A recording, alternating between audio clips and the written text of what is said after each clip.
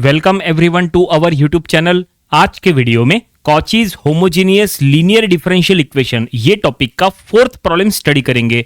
तो क्वेश्चन आपके सामने है, देखो क्वेश्चन में क्या लिखा है। यहां लिखा है solve the differential equation x square d square y by d x square plus 4x d y by d x plus twice y equal to x into log x. तो चलो हम ये प्रॉब्लम सॉल्व करेंगे और ये problem solve करने का technique बिल्कुल वैसा ही रहेगा जैसा हमने इसके पहले के प्रॉब्लम्स में यूज किए थे। ये इंपॉर्टेंट प्रॉब्लम है, इसके पहले ये 2-3 बार एग्जाम में आ चुका है, तो इसकी प्रैक्टिस आपको करना चाहिए। सबसे पहले हम क्या करेंगे, सबसे पहले ये गिवन इक्वेशन को, ये गिवन डिफरेंशियल इक्वेशन को Cauchy's homogeneous linear differential equation के स्टैंडर्ड फॉर्म में कन्वर्ट करेंगे, देन आफ्टर हम सॉल्व करना स्टार्ट करेंगे। तो चलो सबसे पहले हम गिवन इक्वेशन यहां पे लिख लेंगे। तो यहां पे लिखेंगे गिवन डिफरेंशियल इक्वेशन इज, देखो गिवन इक्वेशन यहां लिख लो as it is x square d square y by d x square plus 4x into d y by d x plus twice y equal to x into log x. तो हमें जो इसको standard form में convert करना है उसके लिए सबसे पहले हमें जहां जहां पे d बाई डी एक्स है वहां पे कैपिटल D पुट करना पड़ेगा, जैसा हमने इसके पहले के प्रॉब्लम्स में किए थे। तो चलो हम यहां पे वही कर लेंगे, क्योंकि पता है आपको कि कैपिटल D यानी d बाई डी एक्स होता है। ठीक है, तो जहां जहां पे d बाई डी एक्स है वहां पे कैपिटल D पुट करो, तो ये हो जाएगा x square into d square of y plus 4x into d of y plus twice y equal to x into log x. ठीक है, अब यहां पे क्या करो, लेफ्ट हैंड साइड में y कॉमन ले लो। देखो तीनों में y है, तो ये ऐसा हो जाएगा एक्स स्क्वायर डी स्क्वायर, ठीक है, x square d square plus 4x D plus 2 of y। हमने y कॉमन ले लिए और राइट हैंड साइड फिलहाल एज इट इज रहेगा x इंटू लॉग एक्स। तो ये फाइनली हमने Cauchy's homogeneous linear differential equation के ये स्टैंडर्ड फॉर्म में गिवन डिफरेंशियल इक्वेशन को कन्वर्ट कर लिया है। लेकिन सिर्फ इतना कन्वर्ट करने से काम नहीं चलेगा। अब आपको क्या करना है, अब ये इक्वेशन को आपको higher order differential equation with constant coefficient के फॉर्म में कन्वर्ट करना है। देखो अगर आप यहां प्रॉपर्ली चेक करेंगे, ये जो इक्वेशन है ये वेरिएबल कोएफिशिएंट के सामने है, वेरिएबल कोएफिशिएंट के फॉर्म में है। देखो डी स्क्वायर के आगे एक्स स्क्वायर है, यहाँ डी के आगे 4x है, इसका मतलब ये वेरिएबल कोएफिशिएंट हो गया, जबकि हमें कांस्टेंट कोएफिशिएंट चाहिए। तो इसको higher order differential equation with constant coefficient के फॉर्म में अगर कन्वर्ट करना है तो इसको हमें सॉल्व करना पड़ेगा बाय सब्स्टिट्यूशन मेथड। हमें यहां पे कुछ सब्स्टिट्यूट करना पड़ेगा। क्या सब्स्टिट्यूट करना है, चलो हम यहीं पे लिख लेंगे। तो हम यहां पे लिख लेंगे पुट, देखो क्या सब्स्टिट्यूट करने वाले हैं, काफी इंपॉर्टेंट रहेगा ये। तो हमें पुट करना है यहां पे, जहां पे एक्स स्क्वायर डी स्क्वायर है वहां पे d1 माइनस 1 ऐसा सब्स्टिट्यूट करना है। उसी के साथ साथ जहां पे एक्स डी है वहां पे d1 ऐसा सब्स्टिट्यूट करना है। उसी के साथ साथ जहां पे x है वहां पे e to the power z ऐसा सब्स्टिट्यूट करना है। मतलब ये जो इक्वेशन है वो फिलहाल जो in the form of x था, अब वो हमें in the form of z variable हमें यहां पे यूज करना है। ठीक है, x के जगह e to the power z, और अगर कहीं मान लो log ऑफ x है तो उसके जगह z पुट करना है। देखो इस तरह का सब्स्टिट्यूशन हमें ये ऊपर की इक्वेशन में करना है। चलो देखते हैं ये ऊपर की इक्वेशन में इस तरह का सब्स्टिट्यूशन करेंगे तो देखते हैं क्या इक्वेशन बनेगा। फिर जो इक्वेशन बनेगा उसको हम सॉल्व करेंगे, तब जाके higher order differential equation with constant coefficient का इक्वेशन बन जाएगा। ठीक है, तो चलो यहां पे हम सब्स्टिट्यूट कर लेंगे। तो देखो एक्स स्क्वायर डी स्क्वायर है, तो इसके जगह क्या आएगा d1 माइनस 1। तो हम यहां लिख लेंगे d1 और ब्रैकेट में d1 माइनस 1, ये ऐसा आएगा। ठीक है, प्लस 4, उसके बाद xd है, xd के जगह d1 आएगा, then plus 2 as it is रहेगा, बाहर y है। ठीक है, और equal to right hand side में क्या आएगा, x के जगह e to the power z आएगा और log x के जगह z आएगा, मतलब z e to the power z ऐसा हो जाएगा। ठीक है, अब इसको थोड़ा सा सॉल्व कर लो। देखो सॉल्व करने के बाद ये क्या होता है, ये d1 से मल्टीप्लाई कर लो, तो ये हो गया d1 square minus of d1 plus 4d1 plus 2 of y। ठीक है, इस तरह से यहाँ पे एक और ब्रैकेट लगेगा ये इधर। ठीक है, equal to z e to the power z। ये देखिए ये सॉल्व हो सकता है, d1 स्क्वायर ये एज इट इज रहेगा, लेकिन ये माइनस d1 प्लस 4d1 मतलब ये 3d1 हो जाएगा। तो हम ये इधर सॉल्व करेंगे, एक मिनट। तो ये पहला d1 square as it is हम रख लेंगे, d1 square then plus 3d1 plus of 2 ऐसा हो जाएगा of y equal to z e to the power z ऐसा हो जाएगा। चेक करो सही है क्या, बिल्कुल ठीक है वहां तक। अब चेक करो क्या ये स्टैंडर्ड फॉर्म में है, यस ये है higher order differential equation with constant coefficient का स्टैंडर्ड फॉर्म। ये ये कौन सा फॉर्म है? ये higher order differential equation with constant coefficient. देखो तीनों में कोएफिशिएंट जो है वो कांस्टेंट है, तो इसका मतलब अब हमें यहां से सॉल्व करना और भी आसान हो जाएगा। अब कैसे सॉल्व करना है वो समझ लो। अब ये फॉर्म में आने के बाद आपको क्या करना है, अब यहां पे दो सॉल्यूशंस निकालने हैं, पहला कॉम्प्लीमेंट्री फंक्शन और दूसरा पर्टिकुलर इंटीग्रल, और फिर एट द लास्ट दोनों को ऐड करके जनरल सॉल्यूशन तैयार करना है। तो पहला सॉल्यूशन होता है कॉम्प्लीमेंट्री फंक्शन। तो कॉम्प्लीमेंट्री फंक्शन के लिए आपको पहले ऑक्सिलरी इक्वेशन तैयार करना पड़ेगा। ये स्टैंडर्ड फॉर्म का देखो, ये जो स्टैंडर्ड फॉर्म में आया है ना, ये ऐसा है, F of D of Y equal to Q of X. अब यहाँ पे x नहीं है, z है, तो हम यहाँ पे z लिख लेंगे। ये है हायर ऑर्डर डिफरेंशियल इक्वेशन का स्टैंडर्ड फॉर्म, ठीक है। और ये जो है बिल्कुल उसी फॉर्म में है। देखो ये दोनों इक्वेशन को मैच करो, ये दोनों बिल्कुल मैच कर रहे हैं, ठीक है ना। ये जो ब्रैकेट है ये एफ ऑफ डी के प्लेस पे है, F of D of Y equal to ये क्यू ऑफ जेड, ठीक है। तो सबसे पहले हमें पहला सॉल्यूशन अगर निकालना है तो ऑक्सिलरी इक्वेशन तैयार करना पड़ेगा। तो हम यहां लिख लेंगे ऑक्सिलरी इक्वेशन ए यानी auxiliary equation is. Auxiliary equation के लिए क्या करना है, ये जो ब्रैकेट है इसको जीरो के साथ इक्वेट करना है, यानी ये ऐसा d1 square plus 3d1 plus 2 equal to 0, ठीक है। अब इसके रूट्स निकालो। इसके रूट्स क्या बनेंगे, इसके रूट्स निकालना है, ये एक क्वाड्रेटिक इक्वेशन है। अगर इसके रूट्स निकालना है तो दो ऑप्शन है, या तो आप कैलकुलेटर में निकालो या आप इसको मैनुअली सॉल्व करो। कैलकुलेटर में आराम से रूट्स मिल जाएंगे, लेकिन हम इसको चलो मैनुअली सॉल्व करते हैं। तो मैनुअली सॉल्व करना है तो दो ऐसे नंबर ढूंढो जिनका मल्टीप्लिकेशन 2 हो और जिसका एडिशन 3 हो। तो ऐसे दो नंबर है 2 and 1। 2 and 1 का मल्टीप्लिकेशन 2 होता है और एडिशन 3 होता है। तो हम इसको ऐसा लिख लेंगे, d1 plus 2 then d1 plus 1 equal to 0, मतलब d1 equal to -2 and d1 equal to -1। तो ये हमने फाइनली क्या फाइंड आउट किए, ये हमने फाइनली रूट्स फाइंड आउट कर लिए, क्योंकि हमें पहला सॉल्यूशन तैयार करना है। पहला सॉल्यूशन क्या है, कॉम्प्लीमेंट्री फंक्शन। तो कॉम्प्लीमेंट्री फंक्शन सॉल्यूशन तैयार करने के लिए आपको रूट्स की जरूरत होती है। तो ऑक्सिलरी इक्वेशन से हमने रूट्स निकाल लिए। अब ये रूट्स को देख के आप आराम से कॉम्प्लीमेंट्री फंक्शन का इक्वेशन तैयार कर सकते हैं, लेकिन आपको रूट्स का टाइप चेक करना पड़ेगा कि ये किस टाइप के रूट्स है। तो यहाँ पे क्या है रूट्स, -2 -1, तो ये हो गए रियल एंड डिफरेंट टाइप के रूट्स। तो अगर ये रियल एंड डिफरेंट है तो इसके लिए कॉम्प्लीमेंट्री फंक्शन का इक्वेशन क्या रहेगा, तो देखो हम यहां पे लिखेंगे CF यानी कॉम्प्लीमेंट्री फंक्शन। तो ये ऐसा होगा C1 e to the power -2z, ठीक है, plus C2 e to the power -z। ये है कॉम्प्लीमेंट्री फंक्शन का इक्वेशन। तो फाइनली फर्स्ट सॉल्यूशन ये हमने निकाल लिए। ये फर्स्ट सॉल्यूशन काफी इंपॉर्टेंट है। हमने आपको कहा था टोटल दो सॉल्यूशंस निकालने हैं। पहला सॉल्यूशन होता है कॉम्प्लीमेंट्री फंक्शन और दूसरा सॉल्यूशन पर्टिकुलर इंटीग्रल। उसमें से पहला सॉल्यूशन कॉम्प्लीमेंट्री फंक्शन ये हमने निकाल लिया है। अगर आपको नहीं समझ में आ रहा कि ये कॉम्प्लीमेंट्री फंक्शन का इक्वेशन हमने किस तरह से बनाए, तो उसके लिए इसके पहले ऑलरेडी हमने स्टार्टिंग में कॉम्प्लीमेंट्री फंक्शन के ऊपर एक स्पेशल वीडियो बनाए थे। वो वीडियो आप देख लीजिएगा, उससे आपको कॉम्प्लीमेंट्री फंक्शन की अलग अलग इक्वेशन किस तरह से तैयार होती है वो पता चल जाएगा। वो सब डिपेंड करता है रूट्स के ऊपर। रूट्स का टाइप देख के आपको इक्वेशन तैयार करना होता है। 4 टाइप के रूट्स होते हैं और हर टाइप के लिए अलग अलग टाइप की इक्वेशंस बनती है। इसके लिए स्टैंडर्ड फॉर्म क्या है, चलो बता देते हैं आपको स्टैंडर्ड फॉर्म। देखो अगर ये रियल एंड डिफरेंट टाइप के रूट्स है तो इसके लिए स्टैंडर्ड फॉर्म ऐसा होता है, CF equal to C1 e to the power m1x plus C2 e to the power m2x। ये फिलहाल हमने x के फॉर्म में बताया है आपको। ये देखो ये x के फॉर्म में है, ठीक है।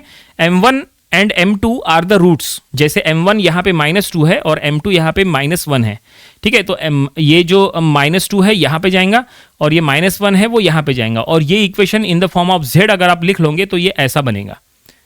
समझ में आया ऐसा? तो ये हो गया पहला सॉल्यूशन कॉम्प्लीमेंट्री फंक्शन। और अब चलो सेकंड सॉल्यूशन की तरफ चलते हैं। सेकंड सॉल्यूशन का नाम है पर्टिकुलर इंटीग्रल यानी PI। तो चलो सेकंड सॉल्यूशन निकालते हैं।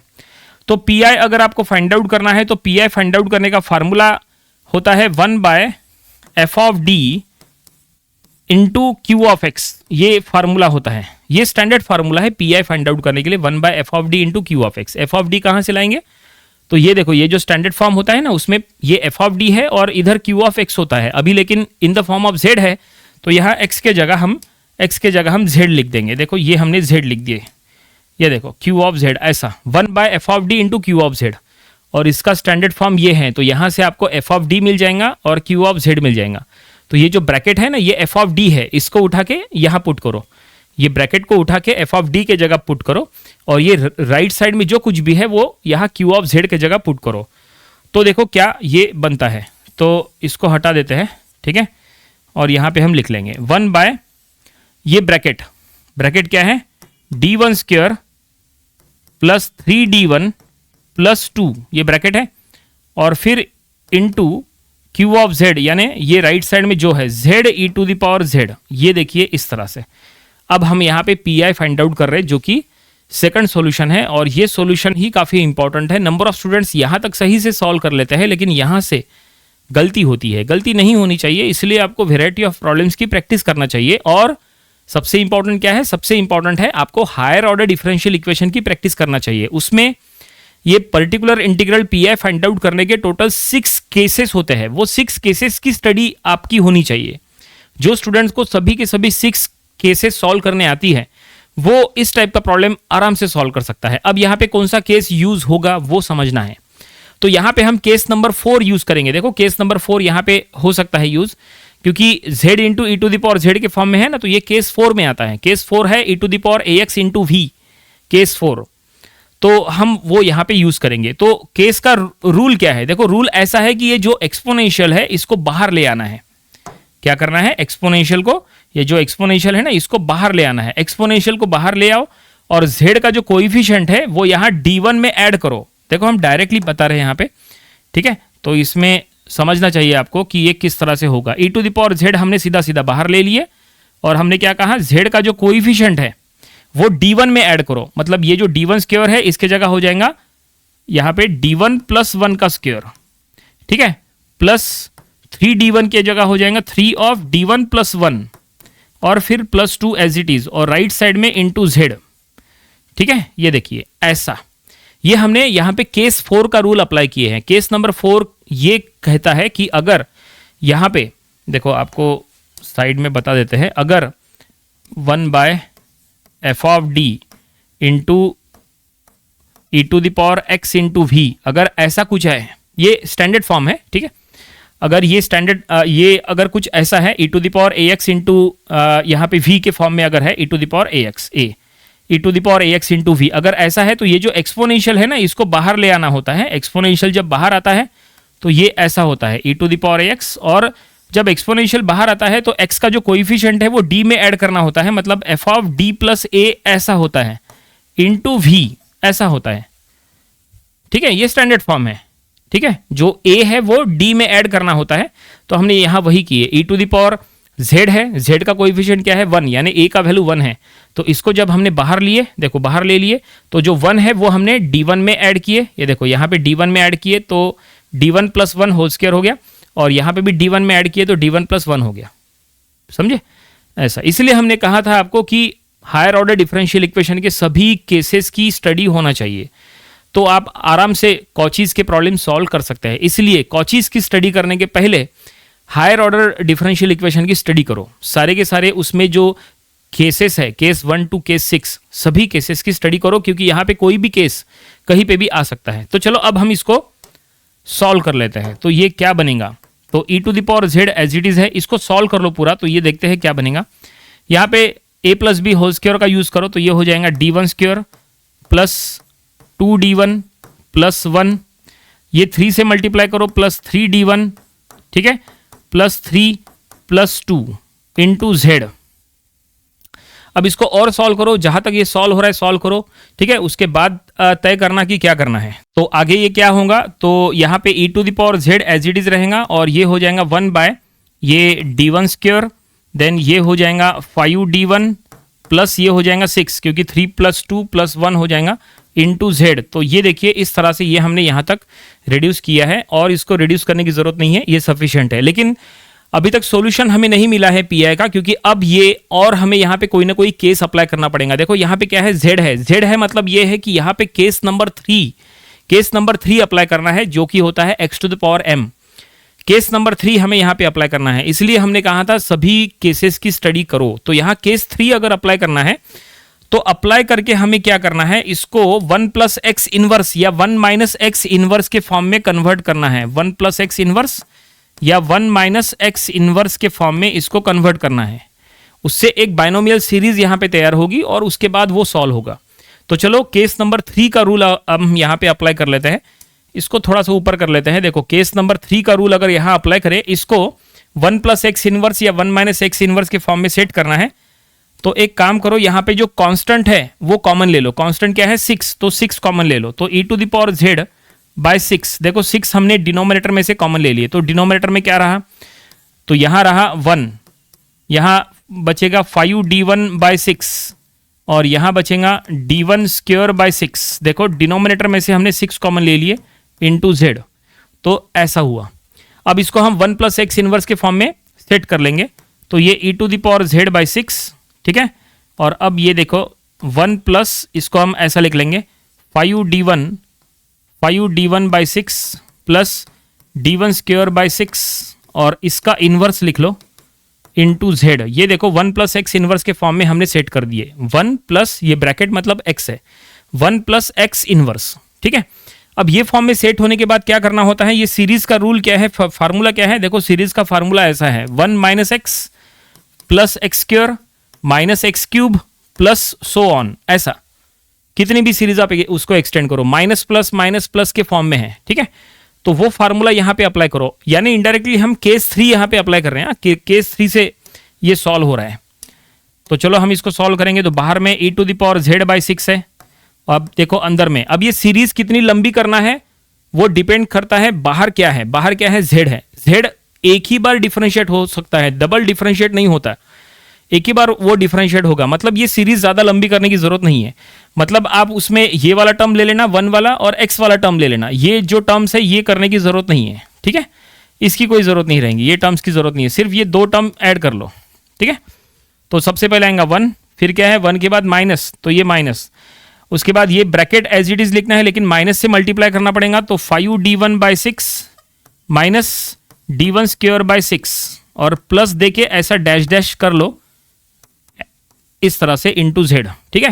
ये देखो 1 minus x plus and so on, ऐसा दे दिए हमने, ठीक है। अब इससे क्या होगा? इससे ये z से मल्टीप्लाई करना है, z इंटू 1, फिर ये z इंटू ये सेकंड टर्म करो, फिर ये z इंटू ये थर्ड टर्म करो, ठीक है। तो ये केस 3 से ये सॉल्व हो रहा है।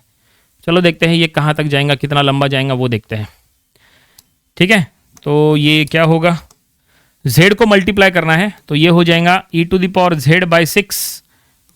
1 को मल्टीप्लाई करेंगे तो z आएगा, ये टर्म को मल्टीप्लाई करेंगे तो 5/6। देखो 5/6 यहाँ पे d1 है, d1 यानी क्या होता है? d1 यानी डिफरेंशिएशन। हमने आपको कहा था स्टार्टिंग में कि d बाई डी एक्स यानी कैपिटल D होता है। तो यहाँ पे कैपिटल D है, मतलब ये है d बाई डी एक्स, लेकिन यहाँ पे z है, इसका मतलब ये हो जाएगा d बाई डी जेड। अब इसको हमें z के रिस्पेक्ट में डिफरेंशिएट करना पड़ेगा। स्टैंडर्ड फॉर्म जो पहले जो इक्वेशन दिया था वो in the form of x था, इसलिए d बाई डी एक्स। ये लेकिन z के फॉर्म में सॉल्व कर रहे तो d बाई डी जेड। तो यहाँ पे z को, यहाँ पे d1 है, d1 इंटू z यानी z को डिफरेंशिएट करो एक बार तो वो हो जाएगा इंटू 1। उसके बाद यहाँ पे d1 square into z, d1 square यानी यहाँ पे z को 2 बार डिफरेंशिएट करना है। तो पहली बार z को डिफरेंशिएट करेंगे तो 1 आएगा, एक और बार डिफरेंशिएट करेंगे तो 0 आ जाएगा। मतलब इसके साथ मल्टीप्लाई करेंगे, डिफरेंशिएट होगा तो वो 0 हो जाएगा। बस इसको यहीं पे स्टॉप करो, वो 0 हो गया। तो ये क्या बचा? तो फाइनली ये हो गया e to the power z बाई 6, ठीक है, और ये z माइनस 5/6 ऐसा। तो इतना सॉल्व होने के बाद अब हम क्या करेंगे? अब आप चाहे तो यहाँ पे स्टॉप करो या फिर एक स्टेप और इसमें एक्सटेंड करो। यहाँ पे 1/6 चाहे तो कॉमन ले लो, तो e to the power z बाय 36 हो जाएगा और अंदर हो जाएगा 6z माइनस 5, ऐसा हो जाएगा। आप चाहे तो ये एक स्टेप और एक्सटेंड करो, कोई दिक्कत नहीं है। चाहे तो यहाँ पे स्टॉप करो, चाहे तो यहाँ तक एक्सटेंड करो, कोई फर्क नहीं पड़ेगा, ठीक है। तो ये हमें फाइनली पी मिल गया, यानी पर्टिकुलर इंटीग्रल मिल चुका है। सेकंड सॉल्यूशन, हमने आपको कहा था कि 2 सॉल्यूशंस फाइंड आउट करना है, CF एंड PI। तो ये हमने दोनों सॉल्यूशंस फाइंड आउट कर लिए हैं, ठीक है। इसके पहले का CF कहाँ गया? CF ये देखो, थोड़ा सा छोटा कर लेते हैं ताकि थोड़ा बहुत दिखाई दे कि CF कहाँ गया। ये देखिए, ये CF, और थोड़ा सा बड़ा करना पड़ेगा। एकदम छोटा करने से जो है काफ़ी ये ठीक हो जा रहा है। ये देखो, ये था CF, ये जो हमने CF सॉल्व किए थे, इक्वेशन नंबर 1 हमने उसको नाम दिए थे, ये था CF, और ये अभी अभी हमने निकाले हैं PI। अब आपको क्या करना है? ये CF और PI को ऐड करना है, तो क्या मिल जाएगा? General solution. तो चलो अब हम जनरल सॉल्यूशन लिखते हैं। हम यह इधर लिखेंगे, ये साइड में लिखेंगे, ठीक है। इतने इसमें आराम से ये हो जाएगा। जनरल सॉल्यूशन इधर लिखेंगे, ठीक है। तो जनरल सॉल्यूशन इज, देखो जनरल सॉल्यूशन इज, तो जनरल सॉल्यूशन के लिए आपको क्या करना है, यहां पे ऐसा लिख लेंगे y equal to C F plus P I, ऐसा करना है, ठीक है ना। सी एफ और पी आई को ऐड करना है। So y equal to C F क्या था, सी एफ हमने निकाले थे ना, ये देखो ये C1 e to the power 2z वाला, तो यहां पे लिखेंगे C1 e to the power minus 2z plus C2 e to the power minus z, ये था CF है, वो CF उठा के यहां लिख दिए, प्लस पी आई अभी अभी हमने निकाले थे e to the power z बाय 36 एंड देन 6z माइनस 5, ऐसा था। चलो चेक करते हैं, ठीक है। ये देखिए e to the power z बाय 36 6z माइनस 5 यहां हो गया। तो जनरल सॉल्यूशन ये हमने फाइनली लिख दिए, लेकिन प्रॉब्लम कंप्लीट नहीं हुआ। वो इसलिए क्योंकि ये तो in the form of z है ना, जबकि स्टार्टिंग में जो प्रॉब्लम दिया था वो in the form of x था, ना। तो अब हमें जो भी यहाँ पे z है वो in the form of x आपको पुट करना पड़ेगा, मतलब ओरिजिनल वैल्यू पुट करना पड़ेगा। तो क्या पुट करना है, चलो यहां लिख के देते हैं। यहां पे पुट करो, जहां जहां पे e to the power z है वहां वहां पे x पुट करो, ठीक है। और जहां जहां पे log x है, जहां जहां पे z है वहां वहां पे log x पुट करो। तो चलो देखते हैं ये इक्वेशन अब क्या बनता है। सो y इक्वल टू, देखो क्या लिखा है, C1 e to the power minus 2z है, मतलब e टू द पावर ये माइनस 2z है, मतलब ये हो जाएगा x to the power minus 2, ऐसा, ठीक है। क्योंकि e to the power z यानी x होता है ना, तो e टू द पावर, अगर e to the power 2z है, अगर e to the power 2z है तो x स्क्वायर हो जाएगा, तो e to the power minus 2z है तो x to the power minus 2, ऐसा, ठीक है। Plus C2 e to the power minus z है तो ये हो जाएगा x to the power minus 1, ठीक है। क्योंकि e to the power z यानी x होता है, तो अगर e to the power minus z हो जाएगा तो x का पावर जो है वो भी माइनस 1 हो जाएगा, ठीक है, इस तरह से। Plus e to the power z यानी x बाय 36, ठीक है।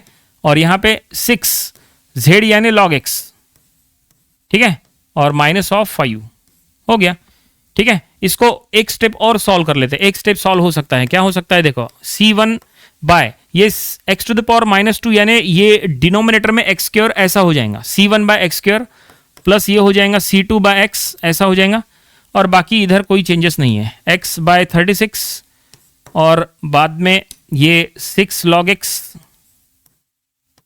माइनस ऑफ 5, ठीक है। ये हमने यहां तक सॉल्व किए और इसको एक्सटेंड करने की जरूरत नहीं है, यही हमारा रिक्वायर्ड सॉल्यूशन है। नीचे स्टेटमेंट में लिख लेंगे this is the required solution. Problem यहीं पे कंप्लीट हो गया। थोड़ा सा छोटा कर लेते हैं ताकि दिखाई दे, बहुत ज्यादा छोटा नहीं हो सकता, नहीं तो आपको कुछ भी दिखाई नहीं देगा। तो देखो यहां से स्टार्ट हुआ था, ठीक है। ये हमने सबसे पहले जो है स्टैंडर्ड फॉर्म में कन्वर्ट किए, पहला सॉल्यूशन निकाले CF, और CF के बाद ये हमने PI का प्रोसेस स्टार्ट किए, और ये काफी लंबा गया PI। देखो यहां तक PI होने के बाद फिर हमें जनरल सॉल्यूशन निकालना था, तो जनरल सॉल्यूशन निकाल लिए, प्रॉब्लम कंप्लीट। उम्मीद करते हैं कि ये पूरा प्रॉब्लम आपको समझ में आया होगा। ये इंपॉर्टेंट प्रॉब्लम था, इसके पहले ये 2-3 बार एग्जाम में आ चुका है, ये प्रॉब्लम की प्रैक्टिस आपको करना चाहिए। तो ये था Cauchy's homogeneous linear differential equation, ये टॉपिक का प्रॉब्लम नंबर 4। इसके पहले जो हमने इसके 3 प्रॉब्लम्स लिए थे वो भी आपको स्टडी कर लेना चाहिए, और इसके आने वाले दिनों में हम इसके और भी नंबर ऑफ प्रॉब्लम्स कवर करेंगे ताकि इसकी और अच्छे से प्रैक्टिस हो जाए। तो मिलते हैं नेक्स्ट वीडियो में। Thank you very much.